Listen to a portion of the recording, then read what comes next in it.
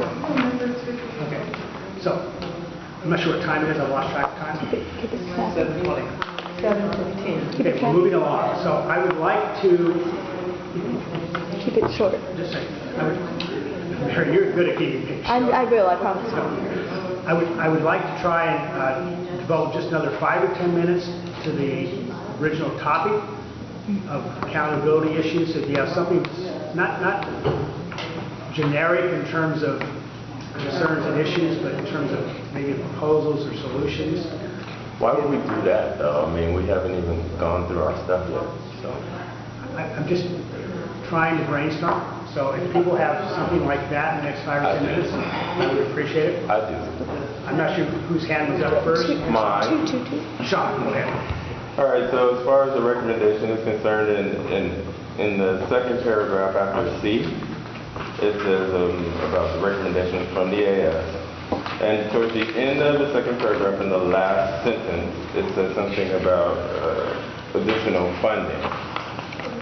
My question is, for whom or for what is that additional funding intended? And if it's for the Portland Police Department, should we be considering? No, not for them. Okay, so it's not for them. So this is a good thing.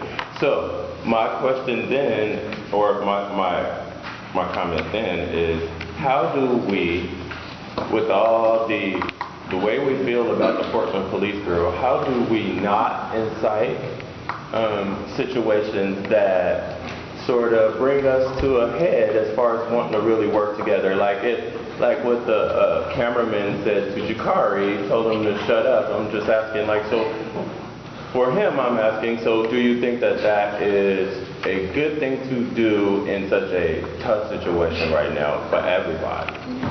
I think it's a valid point. It's a little bit off topic of what I'm trying to get to right now. Can we just keep going?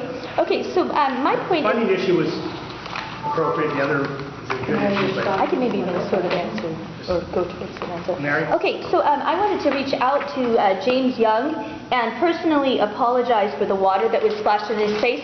After my discussion with Simcha on Twitter, it was my understanding you were formerly a district attorney in Michigan, and I know Simcha had lived in Michigan, Charles Johnson, and that he identifies as Jewish. So he felt particularly offended at the strategic placement of the hate agitator, the officer, Sergeant or Captain Kruger, who is known to have a Nazi affiliation. What I'm concerned about is his anti-constitutional, anti-Americanism, and his placement as an act of aggression with his affiliation with a foreign enemy organization. I view this as a severe loyalty breach, and I would like to ask you, sir, if you...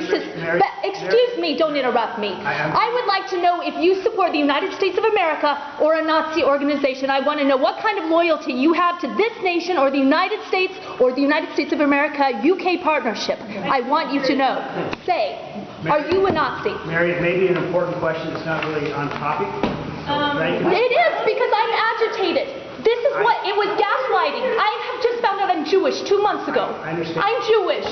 What am I supposed to do? Go huff some Cyclone B or whatever? We're trying to deal with something topical. I'm sorry. Well, I'm sorry. it was strategic, and I reported it as a hate crime. And until I get an apology from all of you, you're all complicitous. Even you, Steenson. Do you apologize? I apologize. Thank you. Katie? Anyone else? I was a Neo-Nazi at the meeting. They sent a neo-Nazi to upset the Jewish people. Just like sending a I KKK just wanted to to say, black I do people. think Same that, thing. like, you know, there are a lot of good recommendations in here, but I do think we also need to look at the part of, you know, how do we effectively legally get discipline to stick? Because, you know, even if it's a great process, you know, like, it's not much of a deterrent if they're just like, oh, okay, well, the arbitrator's going to say they have to give me my job back, even if the mayor, the city council, the police chief, and everyone else has involved, you know. I think the view of the people working on this issue, on these issues, is that the issue of terminating bad police officers is a different issue. Not even terminating, but suspending sometimes they also turn it. Why doesn't everybody resign until they clean up all their act? Why don't we have a sit out? I think it's, One guy has. first, I think it's an issue the accountability subcommittee needs to discuss and address. But we need an agency that It has. involves a collective bargaining agreement. It's a very complicated Well, issue. not even just terminating, We even need to- percentages we and need to- overturn things, but yeah, you know, it doesn't have like the term effective, you're like, oh, okay, well, the judge is gonna make him hire me back anyway. It's not within the purview of this Right. sort of fairly narrow set of recommendations. That's kind of a Mayor Hale's kind of way of operating, Steenson. I don't care for that. I think we can get straight to the point. I didn't get your name. Felix, yes. Yes, sir. I just had a quick thing. I don't know if it's on the agenda tonight, but I think this is like the top 5 reasons why police officers get away with what they do. Why is there a 72-hour window before they make a statement to us? 48 hours. That's what 48.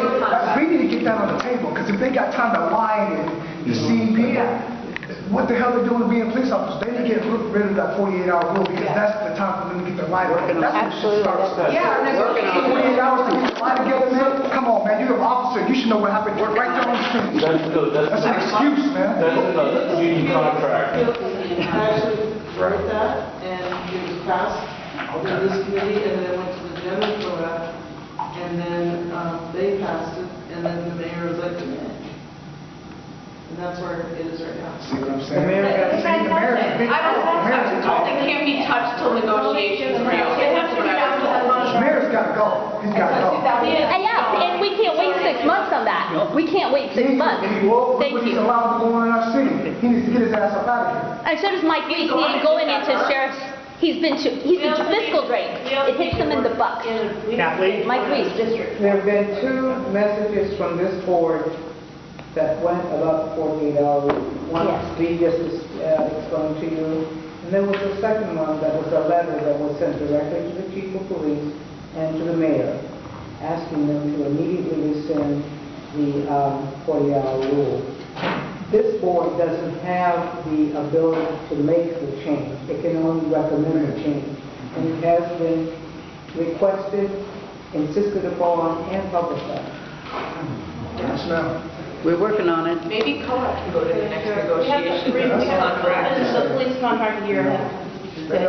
I was told negotiations can't open until 2017. Right. So I think we have to start at the top, we have to And I start wanna at the ask top Dylan- and not the bottom, Jacari, Jackson. We have need to our- start at the top. We need to start at the top. I would like, I would love to attend the next. I would like to move- Contract negotiations. I would like to move and remind you that this discussion about this accountability group of recommendations is going to be back up for consideration with hopefully a more finalized version for consideration and vote at the next meeting of the accountability subcommittee. So it's not a done deal. Send us your ideas. Weigh in next time. We're trying to make the system better as we can. So. Go ahead. I'll talk about this in a minute. I read